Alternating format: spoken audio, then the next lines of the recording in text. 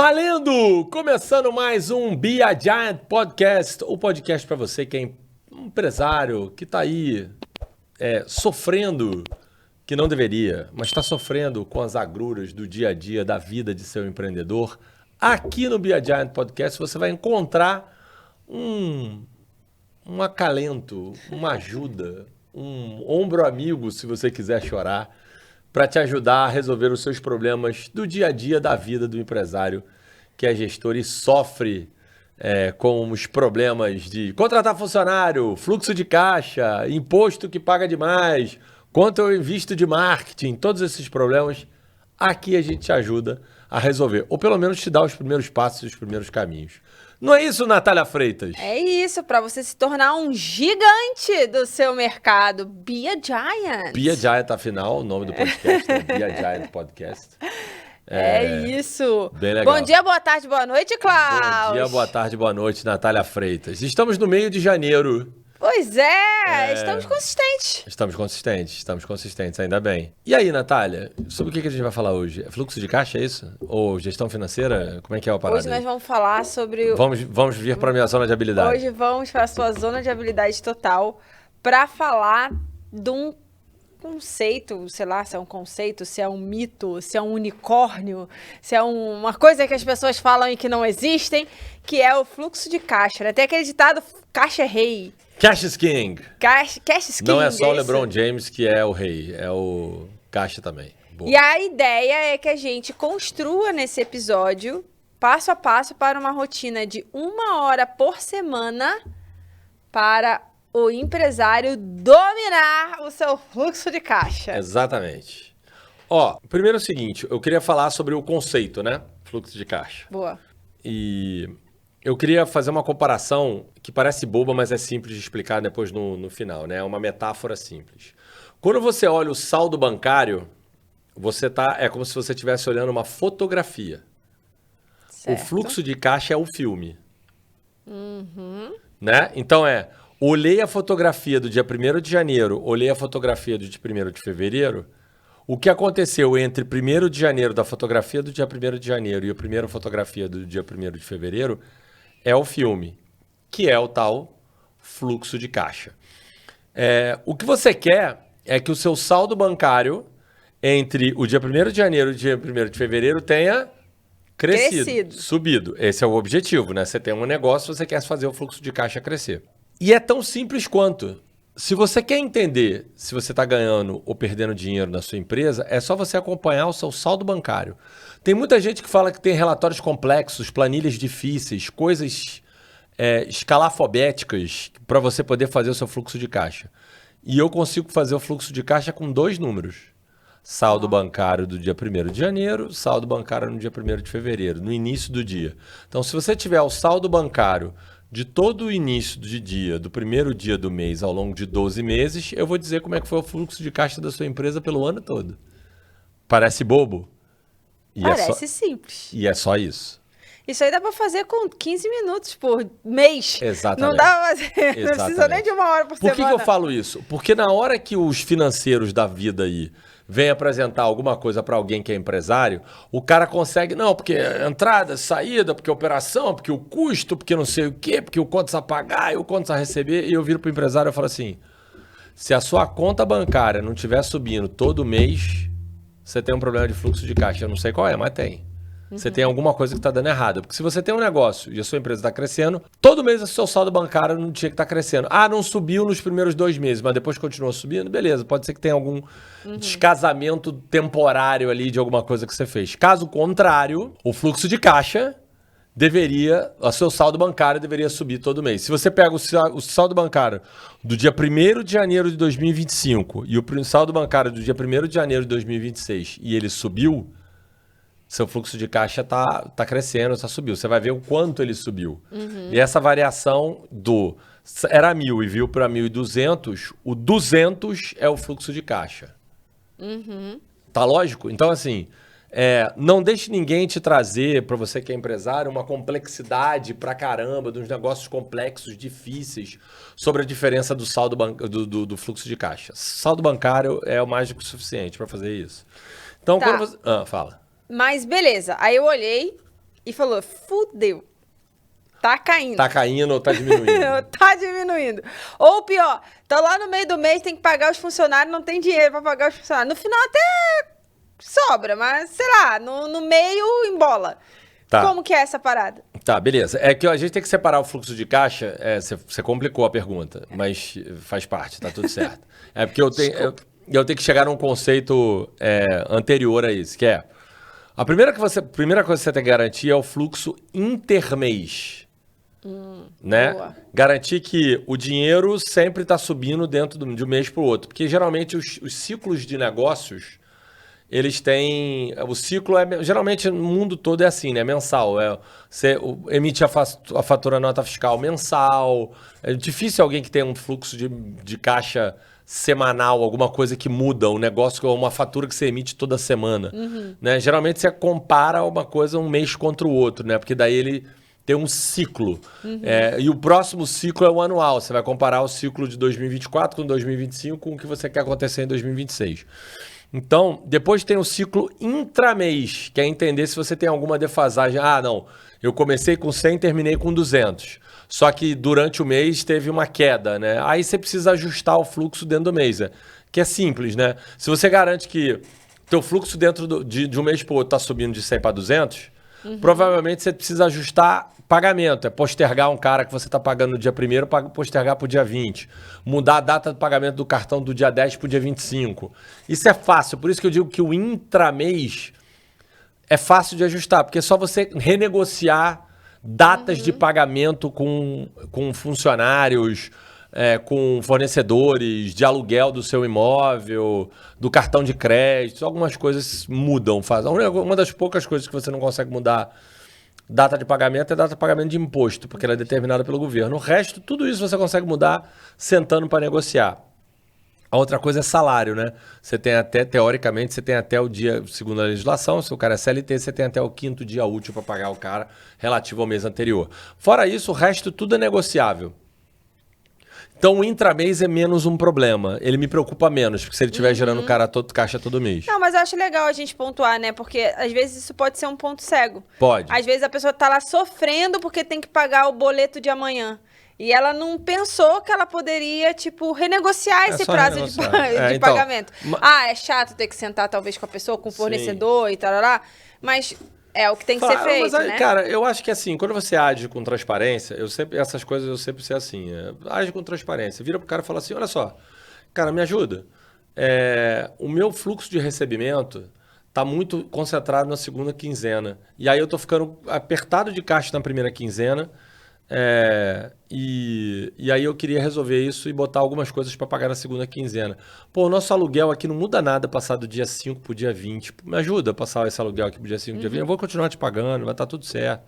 Mas podemos ajustar isso aqui? Ele vai dizer, pá, pode. Ele vai dizer, não, tudo bem, paga 2. Então tem um mês que você paga 5, ele paga 20. Aí você tá me quebrando, né? Eu não vou conseguir pagar 2 aluguéis no mesmo mês. Mas no limite é isso. Eu acho que tudo é negociável, né? Dá para ajustar esse tipo de coisa. Então o intramês é que é mais fácil. Porque se o intermês não tiver dinheiro, o intramês é que, né? Foda-se. Não é o problema, não é renegociar prazo de pagamento com alguém. Sim. O problema é você ter caixa para fazer. E o caixa, você tem que separar o caixa em 3 componentes. A componente operacional, tá. A componente de financeira e a componente de investimentos. E aí tem uma quarta de dividendos, mas vou deixar primeiro nas 3 para ficar mais fácil. Tá bom, explique. O que é a operação? Aquilo que você vende, seja produto ou serviço, menos aquilo que você tem que pagar de custo e despesa da operação. Então o que fica fora disso?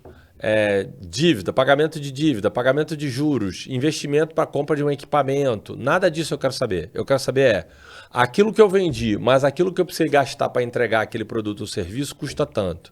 É o que a gente chama de fluxo de caixa operacional. A operação gera caixa? Gera. Então, beleza. A operação não gera caixa. Nós temos que resolver isso primeiro. Entender por que a operação não está gerando caixa. Porque Se a receita está baixa ou os custos e as despesas estão altos, não adianta nada você tentar renegociar uma dívida financeira, pagamento de juros, se você vai continuar com problema no caixa operacional. Você precisa resolver o problema operacional primeiro. Então resolvido o caixa operacional, o caixa está gerando operação. Agora vamos olhar para o financeiro. Eu tenho uma aplicação que gera tanto de receita financeira e eu tenho que pagar algumas dívidas aqui que tenho. O que eu gero de receita financeira e o que eu tenho que pagar de despesa financeira, mais o que eu gerei de fluxo de caixa operacional, é suficiente para um zerar o outro ou gerar mais resultado? Não, não é. Então, eu tenho que entrar num ciclo de renegociação da dívida. Porque o que eu gero na operação não é capaz de pagar a dívida que eu tenho. É do tipo, eu gero R$100 por mês de lucro na operação, de resultado de fluxo de caixa operacional, mas eu tenho uma dívida de 150 para pagar por mês. Não vou conseguir. Vai ficar negativo. Eu posso sempre buscar melhorar a operação, mas vai chegar uma hora que a operação está otimizada. E mesmo assim eu vou estar com um problema de dívida. Aí você tem que fazer, sentar para renegociar a dívida, para fazer com que o tamanho do pé que você tem aqui caiba no sapato que você tem para pagar. Sim. É literalmente isso. E aí sobe uma terceira componente, não tenho dívida, tá zerado, ou eu estou equacionado com o que eu estou gerando. O que sobra, você tem dois destinos para ele. Ou eu vou investir para a empresa continuar crescendo, ou eu vou distribuir para os sócios, que vai virar dividendo. E isso é o dinheiro que você tem que fazer aquela conta de quanto é que eu posso distribuir de dividendos.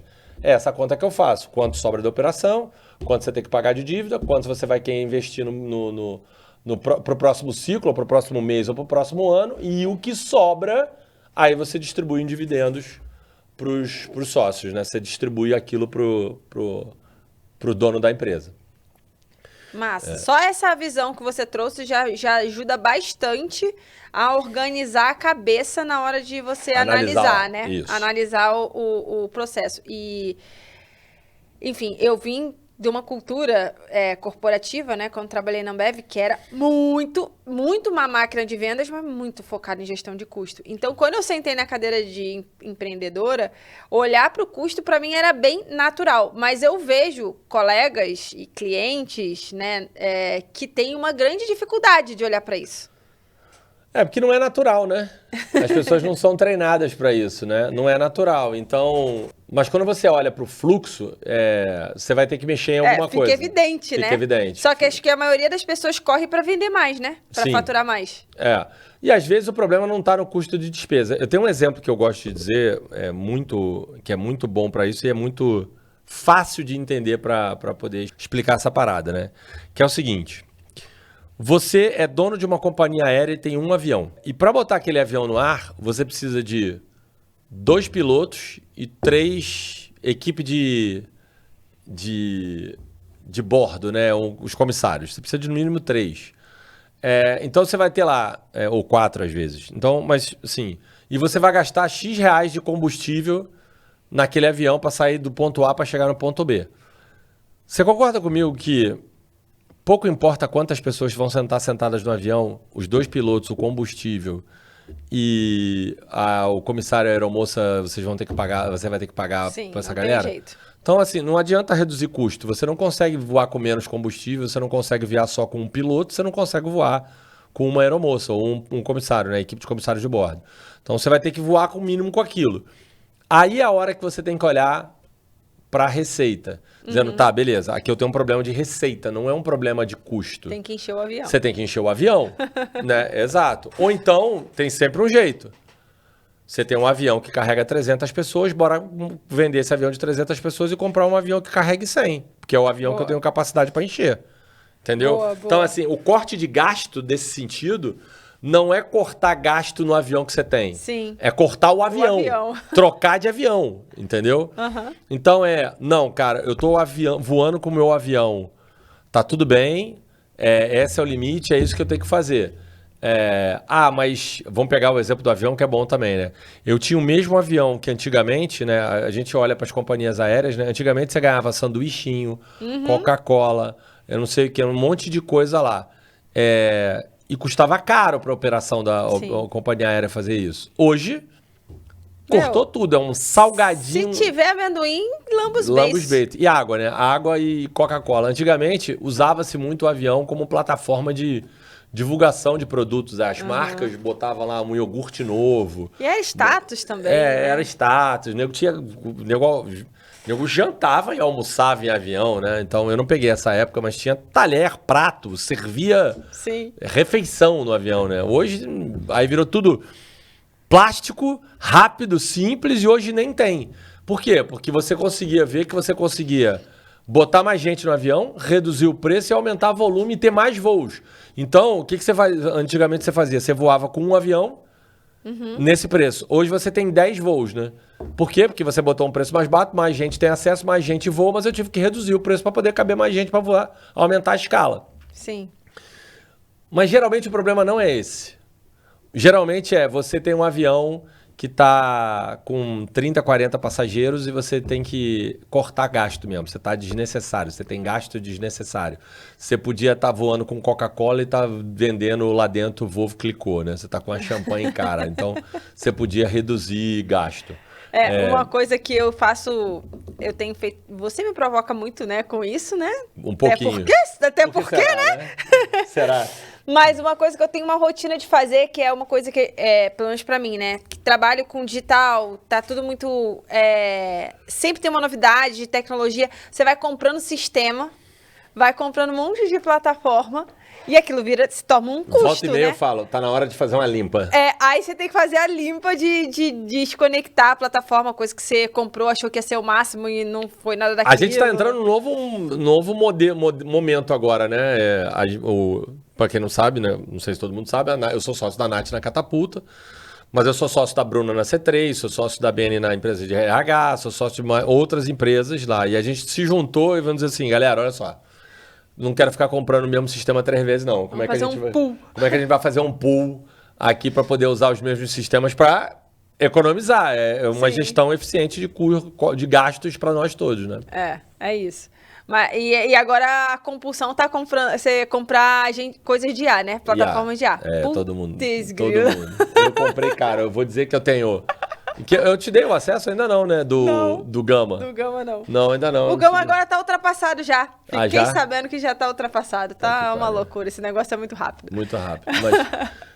Mas por que eu fiz toda essa introdução para falar de fluxo de caixa? Porque a gente, na verdade, o nosso tema do episódio é como é que eu vou fazer você, empreendedor, cuidar da sua gestão do seu fluxo de caixa. Primeiro é o seguinte, quando você tem clareza sobre o seu planejamento, sobre o que vai acontecer, porque as pessoas acham que...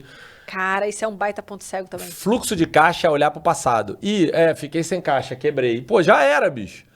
Então, você tem que olhar para frente, né? Eu repito isso várias vezes, né? Por que o vidro do carro é grande e o espelhinho é pequeno? Porque é mais importante você olhar para frente do que olhar para trás na hora que você está dirigindo. E a gente olha e dirige a nossa empresa e controla a nossa empresa olhando pro espelhinho, em vez de olhar pro vidro da frente. Faz o corte desse aí, que essa ideia é muito boa. Essa é muito boa. Curti também. Então, olha pra frente do carro, em vez de olhar pra trás. Entendeu? Olhar pro espelhinho. O espelhinho é pequenininho. Então, fiquei sem caixa. Então, quando você tá fazendo a gestão da sua empresa semanalmente, assim, aí eu vou pra dica, né? Uma vez por semana... Sente com a sua equipe financeira, ele vai te mandar o borderô de pagamento, o que tem para pagar naquela semana. Borderô. Borderô é aquela coisa assim, pagamentos dessa semana. O que vai acontecer? Aí você vai dizer quanto tem no meu caixa, qual é a previsão de pagamentos da semana, qual é a previsão de recebimentos do mês, da semana, qual é os pagamentos da semana, e quanto eu espero terminar o caixa na semana. E como é que você vai olhar sempre o mês total. Então, você está olhando a semana e o mês, a semana e o mês. E você está comparando com um parâmetro de planejamento. Ok. Eu era para estar com 150 mil de caixa, estou com 147. O que houve aqui? Esse pagamento aqui que era para acontecer lá, aconteceu aqui. Ok, beleza. E segue o jogo. E se você tiver isso claro... e fizer isso toda semana, uma vez por semana, uma hora você está com o time financeiro e rever o planejamento do fluxo de caixa do mês e o da semana, geralmente é assim, é o intra-semana das próximas 4 semanas dos próximos 3 meses. Se você ficar atualizando isso toda semana, cara, a consistência mata. Porque daí você vai se habituar. Peraí, que pagamento é esse aqui? que não estava... Isso aqui tá esquisito. Isso aqui não era para pagar lá na frente, por que, que a gente pagou agora? Não, peraí, esse imposto aqui era isso, por que, que deu no imposto? Você começa a se habituar com o número, né? Vem pro sangue, isso vem pra tua corrente sanguínea. Então, por que, que eu falo que você precisa de 4 a 5 horas por mês, 4 horas por mês para cuidar do financeiro? 1 hora por semana. 1 hora por semana, bem feita. Você precisa ter relatórios consistentes. Então, você precisa botar um sistema legal, um time de contabilidade ou BPO legal para te gerar informação e saber qual era o saldo bancário, para quanto ele está indo, qual era a previsão, o que está acontecendo. E se você fizer isso repetidamente, com consistência, o número vem para o seu sangue e você bate. Tem hora que eu já faço assim, ó, esse número não era para estar isso aqui. O que aconteceu? Você começa a agir com naturalidade, porque fica... E outra coisa importante que eu gosto de dizer é a análise e a gestão do fluxo de caixa ela não é terceirizável. Nossa, essa é boa também. Não é terceirizável, é responsabilidade do sócio. Alguém... Tome. Hã? Tome. Tome. Alguém na empresa, um sócio da empresa tem que olhar para o fluxo de caixa toda semana. Não é terceirizável. Toda semana, não é toda semana. Toda semana eu tinha uma reunião com o presidente do Grupo Globo, do meu chefe, diretamente das empresas que eu tomava conta. E todo dia eu mandava o fluxo de caixa para alguém da família Marinho. Ah, mas... Todo dia. A empresa tinha um caixa absurdo. Tinha detalhe absurdo. Todo dia eu mandava para os Estados Unidos o fluxo de caixa da Turner. Todo dia a gente mandava o relatório. Não é terceirizável. Cara, essa daí é tome mesmo, porque é a parte que você que mais quer delegar, né? Sim. Que você não quer ficar olhando para essas paradas. Não é delegado. Sabe por quê? Porque na hora que acabar o caixa, quem é que vai ter que assumir o BO? É você. Então, se o caixa é rei, o caixa é king, o caixa que manda, você que tem que analisar, não é terceirizável, você que tem que saber o que está acontecendo, você não pode terceirizar. Isso não significa que você tem que ficar que nem um tarado maníaco alucinado olhando o caixa todo dia, toda hora, todo mês. Que nem um louco. É consistência, planejamento, repetição. Então uma vez por semana, monta o borderô, montar o relatório. Então você tem que criar um processo que seja fácil para que você receba toda semana e todo mês. Eu tenho aqui no meu WhatsApp, todos os meus clientes têm, recebo todo dia o fluxo de caixa de todos eles. Que o time, ou é o time terceirizado ou é um time interno, manda. Caixa do dia, quanto vem, previsão de pagamento, quanto era, qual é o próximo mês, qual é a próxima semana. Todos os meus clientes. E aí você vai perguntar, Klaus, você olha? Olho, de todos. E quando tem alguma coisa esquisita, eu questiono de todos. De todos. Então, eu tenho mais de 60, 70 clientes. Eu olho de todos, todos os dias. Aí a Natália vai me perguntar, que hora você faz isso? É por isso que não dorme. É por isso que eu não durmo. Aí você vai dizer, sabe por que eu olho? Porque eu criei o olho treinado. Sim, você olha em frações de segundos. Frações de segundos. Mas são 30 anos fazendo essa merda. Sim. Então eu bato o olho. Outro dia eu falei assim, cara, esse caixa caiu aqui, o que houve? Aí eu eu mandei uma mensagem, o que houve aqui? Tem alguma coisa esquisita aqui. Aí mandei pro time, não, é que não entrou o dinheiro tal e tal, etc. Eu falei, ué, mas não entrou por quê? Porque ficou inadimplente, não pagou e tal, etc. Numa empresa que fatura 70, 80 milhões num ano. E a diferença que eu peguei era de 20 mil.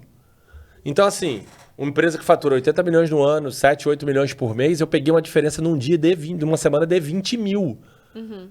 Mas eu tava esquisito. Eu falei, opa, peraí, isso aqui não estava previsto e tal. Já se habituou a ver olho aquilo, treinado. Né? Então, por isso que eu digo que não precisa demorar muito tempo. É só você bater o olho treinado e consistência. Então, o cara lá, e tem muito cliente que eu brigo com ele, porque ele acaba me contratando para terceirizar isso para mim. Total. Né, para que eu olhe. E de fato eu olho, né? Tem um pouco da minha missão é um pouco essa também, né? Então ele tá terceirizando sim, mas eu obrigo ele a estar numa reunião semanal comigo e com o time financeiro para ele olhar. Então ele pode até não estar olhando todo dia como eu tô olhando por ele, porque ele me contratou para fazer isso. Mas uma vez por semana ele tá olhando. Eu vou dizer: "E aí?" Para ele estar consciente dos números dele de caixa, até para ele não ter uma surpresa. Não pode ter surpresa. Ele precisa saber como é que tá. Então ele precisa atualizar e mandar isso toda hora e todo dia para saber como é que a coisa tá. Então informações consistentes, sistemas consistentes para gerar a sua informação. E no limite é controlar saldo bancário. Show de bola. Você falou aí nessa explicação toda que você deu que a rotina borderou, sistema, passa pelo seu time. E quem não tem isso, né? E quem é sozinho ou que tem um time reduzido, como que poderia implementar esse processo mais cadenciado, que faz todo sentido, mas com recursos limitados, vamos dizer assim? Quando você está sozinho, alguém vai ter que entrar no banco para fazer os pagamentos. Sim. Geralmente é você vai entrar lá. Então uma vez por semana, você vai entrar no banco, olhar, pegar o seu relatóriozinho lá, porque assim, se você é sozinho, o volume de coisas de pagamento que você tem que fazer é baixo. É menor. Então assim, quando eu falo que é uma hora para qualquer nível. Por quê? Porque a complexidade vai ser compatível Sim. com aquilo que você tem. Então o cara do sozinho, ele vai entrar e vai dizer, tenho 15 mil reais na conta. Essa semana eu tenho que pagar isso. Eu vou receber tanto, então tenho isso. Deixa eu ver o que vai acontecer na próxima semana e no próximo mês. Uma vez por mês você tem que refazer o planejamento do próximo mês e dos próximos meses, né? Eu encho o seu saco. E aí? Né? A gente estava nós estamos em janeiro gravando esse podcast, mas quando a gente estava em dezembro eu falei, Natália, como é que vai ser o nosso janeiro? Cadê o fluxo de caixa? Cadê a projeção? Cadê não sei o quê? A gente estava olhando para isso. Porque entender o que vai ser o janeiro. Quando o janeiro começar a acontecer, eu já sei o que era para estar acontecendo. Sim. Eu já entendi. Então, na hora que eu estiver batendo o número, olhando o número, eu sei o que está acontecendo. E aí você vai subindo a necessidade de processos, sistemas e pessoas. Então, eu melhorei o processo, estou fazendo isso mais rápido.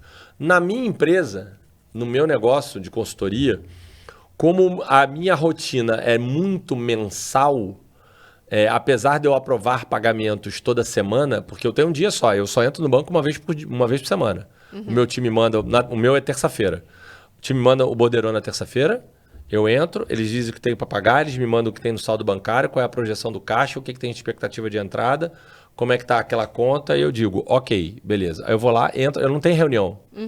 Eles me mandam, eu reservo um tempo da minha agenda para olhar o que eles me mandaram, e digo, A, B, tá, pum, beleza, fechou, pum, mandei. Agora, uma vez por mês, eu sento e invisto em conferir as notas fiscais dos clientes que estão sendo emitidas, garantir que aquilo está certo, entendendo se tem algum erro ali dentro, faço a projeção do fluxo de caixa para o próximo mês e analiso. Então, o meu negócio me permite que eu faça em uma hora por mês. Sim. De novo, E você tá com 30 anos nessa parada, Exato. Né? Então, para fazer o treinado. você vai mais rápido. Eu sou um cara treinado, então eu faço isso. Mas se você fizer e for melhorando cada passo que você tiver na sua jornada, um pouquinho de pessoas, processos e sistemas para fazer isso para você, vai continuar demorando uma hora por semana. É uma hora por semana. Um BPO resolve isso, Klaus? O BPO resolve a sua capacidade operacional de fazer coisas. Assim. Então, chega uma hora que... Tá, o que é BPO? Explica aí para quem nunca ouviu falar nesse BPO negócio. é Business Process Outsourcing. É o nome em inglês, uma sigla bonita, para falar sobre terceirização de alguma atividade operacional do seu negócio que é terceirizável. Que então serve para qualquer coisa. É porque a gente fala muito do BPO financeiro, mas né? pode ser BPO de RH, pode ser BPO de qualquer coisa. BPO de marketing, uma agência que faz todo o serviço terceirizado de tráfego, copy, não sei o quê, no limite é um BPO. Sim. Né? No limite é um BPO, Business Process Outsourcing. Eu estou terceirizando parte da minha operação para um terceiro. O que eu diria para você que não é terceirizável? Aquilo que é core business do teu negócio. Eu não tenho como terceirizar a entrega da minha consultoria. Sim. Né? Eu estou treinando a minha equipe, eu não estou terceirizando. Eu estou fazendo com que a minha equipe entregue o método. É um funcionário, não é terceiro. Não estou delegando para uma outra empresa fazer. Eu tenho que ter gestão firme em cima. Né? Jurídico a gente naturalmente terceiriza. Então, Total. É como se a gente tivesse um BPO jurídico. Jurídico todo mundo terceiriza. Ninguém tem um CLT de advogado. Até tem. Tem empresas grandes que, dependendo do tamanho do contencioso, o cara até tem. Né? Empresa de telecom, energia, que o contencioso é enorme, reclamação trabalhista pra caramba e tal, etc. O cara tem um jurídico interno. Mas, no geral, o cara... você terceiriza a parte da operação que não é core business, onde o cara é mais especializado que você, o cara é melhor que você naquilo, e ele tem já pessoas, processos e sistemas mais adaptados para fazer aquilo. E geralmente Se você contratar aquele cara, ele vai te custar mais caro porque você vai conseguir contratar um BPO pela fração do tempo Sim. e do dinheiro que você contrataria. Se você contratar esse mesmo BPO para trabalhar 100% para você, vai sair mais caro, muito mais caro. Porque ele está te contratando, mas ele não é especializado. Aliás, o BPO é especializado, mas aí você vai ter que... o volume das suas transações tem que estar grande o suficiente para justificar você ter isso. Vai chegar uma hora que você vai querer internalizar porque vai pagar mais caro e aí não faz sentido. Então, o BPO, no limite, em vez de você ficar gastando tempo, para pequena e média empresa, para a galera que está começando, é assim, ó. Antes eu fazia tudo. Eu era jurídico, RH, financeiro, tecnologia, toda a porra lá. Todos os chapéus. Vai chegar uma hora que você tem que começar a tirar coisas do seu pratinho. Sim. Para dar conta do que é importante, do core business. No meu caso, é entregar consultoria. Qual é a coisa, no meu caso, mais simples de terceirizar? A operação financeira. Não é a gestão financeira, é a operação. Então, eu terceirizei a operação financeira. Eu mandei para a Bruna, que é minha sócia do escritório de contabilidade BPO. Então, é a sócio fazendo, é mais fácil ainda. Mais fácil ainda. Então, eu investi... Peguei um pedaço do meu tempo que eu podia estar atendendo um cliente que eu ia ganhar muito mais grana e terceirizei para fazer essa atividade. Isso significa que eu olho menos para o que eu deveria? No meu caso, sim, porque se eu tivesse que montar e pagar a conta toda semana, ia me dar trabalho. Hoje eu olho 1 hora por mês, eu tenho uma reunião com o time para fazer isso. É muito menor, então eu consegui terceirizar. Daqui a pouco vai começar a aumentar o volume de novo. E se continuar aumentando o volume, talvez eu tenha que achar uma outra solução para fazer isso. Mas no limite é isso. Eu respondi? Não, eu já me embolei nas perguntas. Mais ou menos. Mas assim, voltando aqui, recapitulando... Mais ou menos o quê? Mais ou menos respondeu. Você respondeu o que era BPO, mas a minha pergunta foi... O BPO resolve a questão de... Praticamente de ter o time, né? Porque então, alguém vai fazer aquilo pra você, vai te entregar o borderô. Isso, na verdade... Só que você não vai poder delegar pro BPO a gestão do seu fluxo de caixa. Não vai. A gestão do fluxo de caixa é sua. O que o BPO vai dizer é, ele opera. Faz o contas a pagar, contas a receber, emite nota fiscal e paga. Então ele está te gerando uma função operacional. Mas na hora de decidir o que você vai fazer, é você que tem que decidir. O BPO não vai fazer. Inclusive, uma coisa importante é o BPO não aprova, não tira e nem coloca dinheiro na sua conta. Quem aprova qualquer coisa lá dentro é você. Entendi. Então, você tem que entrar no banco 1 vez por semana. Não tem jeito. Pelo menos. Mas se tiver tudo organizado, você não vai gastar seu tempo com isso, né? Você não vai ficar lançando lá nota, lançando É isso que o BPO faz. É isso que o BPO faz. Emite notas fiscais, manda para os clientes. Isso me tomava tempo antes. Hoje não me toma mais. Então, eu terceirizei isso e tirou um tempo danado. Então, eu pago o BPO, sei lá, R$2.000 por mês e... gastava para fazer essa operação toda 5, 6 horas por mês, porque eu tinha que entrar com nota, emitir nota fiscal, investir um tempo de entrar no sistema, mandar lá automático, mandar um e-mail pro cara com a nota, entrar no WhatsApp, mandar a nota, isso dá trabalho. Sim. E aí, se você pensar que eu gastava 5, 6 horas por mês e a minha hora custa R$1.500, R$2.000, eu gastava R$12.000 com o meu tempo. Hoje eu pago 2 para fazer a mesma coisa. E eu gasto... você gasta tudo. Não, eu gasto 10 minutos para aprovar tudo lá e tal, etc. Então, diminui pra caramba o meu tempo. E outra, quando eu faço isso para aprovar, eu acabo fazendo um horário ali meio... Alternativo e tal, etc. Eu vou falar uma coisa assim... De vez em quando eu aprovo de manhã cedo. No banheiro. Meu Deus do céu. Ninguém precisava saber disso. Mas é verdade, eu tô ali. Opa, deixa eu provar esse negócio aqui. Entendeu? Ali. Já tô com o celular ali, aprovo. Muito bom. Resolvo logo. Só não faz merda, né? Não, isso eu também faço. Mas só não, literalmente, não faz merda é outra coisa. Mas é isso, entendeu? Então, assim, é muito mais tranquilo, fica muito mais fácil de fazer a gestão desse negócio se você faz isso. Então, o BPO ajuda para resolver o problema de ter essa ferramental financeiro para não ficar te tomando tempo de mandar nota fiscal, falar com o cliente, tudo vai automático. E porque como é que ele consegue fazer isso por 2 pratas? Só para fazer a conta, né? Porque o cara tem sistemas e pessoas especializadas ele faz fazendo só isso, né? Ele só faz isso. Aí ele repete. Né? É a mesma coisa de você pedir um hambúrguer no McDonald's e fazer um hambúrguer em casa. Sim. O McDonald's, 10 hambúrgueres em 3 minutos. Você, para fazer 10 hambúrgueres, você vai demorar 2 horas, né? Mais ou menos. Entendeu? É essa a lógica. Total. Show de bola. Então, para lições desse episódio. Lições desse episódio. Lições Atenção. desse Anote episódio. aí, lições desse episódio. Tipo, tapas na cara. Não é? Gestão do fluxo de caixa é indelegável. Indelegável. Indelegável. Indelegável. Então, tapa na cara, não adianta você ter BPO, não adianta você ter gestor financeiro, não adianta você, sócio, dono, tem que entrar lá e olhar o seu babado para saber se tem dinheiro no caixa. Isso. Perfeito. E a previsão. A outra lição desse episódio, cara, o retrovisor é menor do que o para-brisa. Pô, essa é maravilhosa, cara. Essa é maravilhosa. Que é você conseguir prever o que vai acontecer no próximo, sei lá, mês, olhar pra semana, frente. olhar pra frente e não olhar pra trás depois que a merda já tá feita. Isso. Né? Então, isso. Exatamente. Perfeito. E pra você fazer isso em 1 hora por semana, como empresário, receber o que vai acontecer na semana no fluxo de caixa, fazer as suas aprovações e analisar o que vai acontecer pra frente e pra trás. É tão simples quanto. Parece difícil, mas é tão simples quanto. Não tenho nada disso.